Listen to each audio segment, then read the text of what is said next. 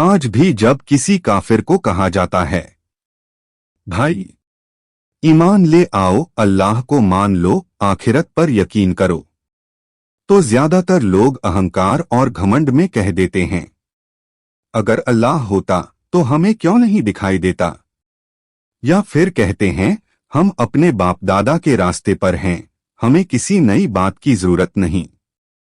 लेकिन कुरान मजीद में अल्लाह ताला ने ऐसे लोगों के बारे में साफ फरमा दिया है, चाहे तुम उन्हें डराओ या न डराओ, वो ईमान लाने वाले नहीं हैं। सूरह अल-बकराह 2 और 6।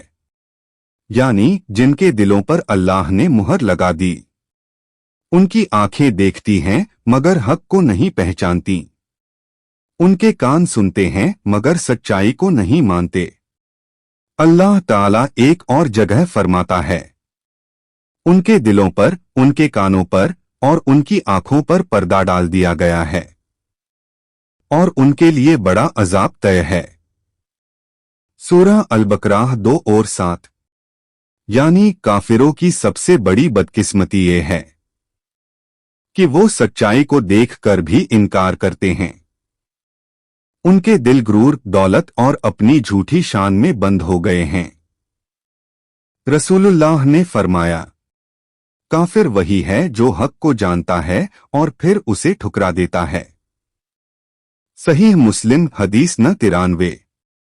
यानी जो अल्लाह और उसके रसूल की बातें सुनता है, सच्चाई को पहचानता है लेकिन अहंकार की वजह से नहीं मानता, तो वो अल्लाह के नजदीक काफिर कहलाता है। और याद रखो भाइयों, अल्लाह ताला ने किसी पर जुल्म नहीं किया, बल्कि उन्होंने खुद अपने ऊपर जुल्म किया है। अल्लाह तो कभी जुल्म नहीं करता, लेकिन लोग खुद अपने ऊपर जुल्म करते हैं। सूरह यूनुस 10 और 44। आखिरी पैगाम, काफिर वो नहीं जो सच नहीं जानता, बल्कि वो है जो सच जानकर भी नहीं मानता। इसलिए हमें चाहिए कि हक को पहचानकर ईमान पर कायम रहें, क्योंकि अल्लाह उन्हीं को हिदायत देता है जो सच्चे दिल से उसे तलाश करते हैं।